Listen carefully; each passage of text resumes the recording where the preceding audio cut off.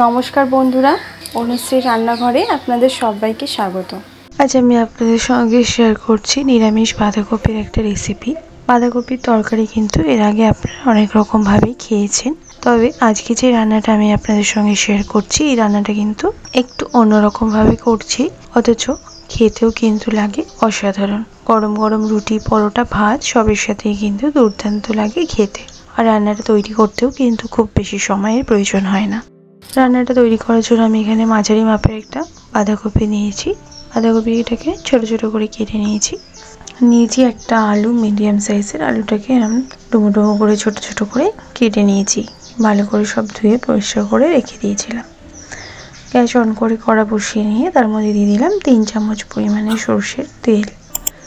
তেলটা ভালো করে গরম হয়ে গেলে ফোড়নে দিচ্ছি 1/2 চামচ পরিমাণে গোটা জিরে আর 1/2 চামচ পরিমাণে কালো সর্ষে।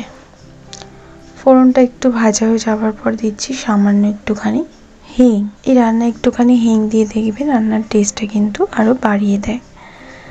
এরপর আমি কেটে রাখা আলুগুলোকে দিয়ে দিলাম। আলুগুলোকে দিয়ে ভালো করে নাড়াচাড়া করে একটু ভেজে নেবার পর দিয়ে দিলাম তেলের মধ্যে সামান্য একটুখানি কারি পাতা আর 2 থেকে 3টে কাঁচা লঙ্কা কুচি। এই রান্নাটা আমি একটু ঝালঝালি করছি, আপনারা ঝাল যারা কম খেতে চান তারা কিন্তু ঝালটা বুঝেই এখানে ব্যবহার করবেন। আবার একটু নাড়াচাড়া করে নেবার পর দিয়ে দিলাম সামান্য একটুখানি হলুদের গুঁড়ো। হলুদের গুঁড়োটা দিয়ে ভালো করে নাড়াচাড়া করে নিয়েছি। আলুটা ভাজা ভাজা হয়ে গেছে। এরপর কেটে রাখা বাঁধাকপিগুলো দিয়ে দিলাম। দিয়ে দিচ্ছি স্বাদ মতন নুন আর দিচ্ছি 1 চামচ পরিমাণে ধনের গুঁড়ো। ভালো করে লো ফ্লেমে আমি মিশিয়ে নেব।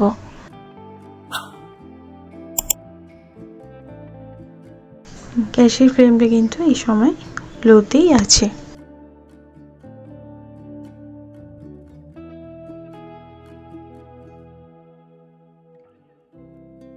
ভালো করে নাড়াচাড়া করে মিশিয়ে নেবার পর 4 থেকে 5 মিনিট লো ফ্লেমে ঢাকা দিয়ে রান্নাটা হতে দেব। ঢাকাটা 4-5 মিনিট পর সরিয়ে নিয়েছি। মাঝে দুবার আমি ঢাকা সরিয়ে কিন্তু নেড়ে দিয়েছিলাম যাতে তলায় না ধরে যায়। এরপর দিয়ে দিলাম আমি চিলি ফ্লেক্স। 1 চামচ পরিমাণে এখানে আমি চিলি ফ্লেক্স ব্যবহার করেছি আর দিচ্ছি 1 চামচ পরিমাণে কসুরি মেথি। ভালো করে এই উপকরণগুলোকে মিশিয়ে নেব বাঁধাকপির সঙ্গে।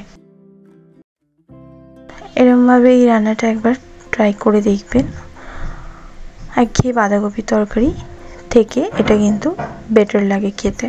এরপর ভালো করে মিশিয়ে নেওয়ার পর দিচ্ছি সামান্য একটুখানি গরম মশলার গুঁড়ো আর 1 চামচ পরিমাণে আমচুর পাউডার। আমচুর পাউডার আর গরম মশলার গুঁড়োটাকে আবারও ভালো করে মিশিয়ে নেব।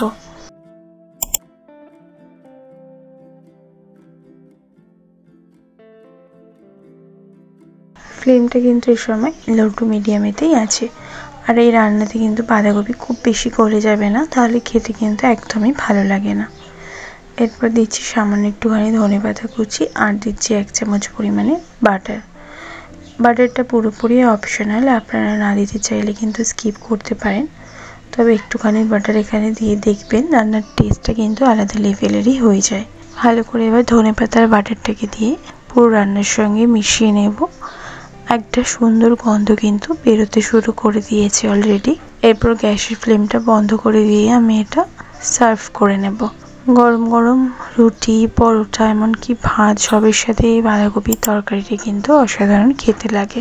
অবশ্যই আপনারা এরকমভাবে এই রান্নাটা ট্রাই করে দেখবেন। আশা করছি আপনাদেরও ভালো লাগবে। ভালো লাগলে লাইক শেয়ার করতে ভুলবেন না, কমেন্ট বক্সে কমেন্ট করে জানাতে ভুলবেন না রেসিপিটি কেমন লাগলো। ভালো থাকবেন, সুস্থ থাকবেন। ধন্যবাদ।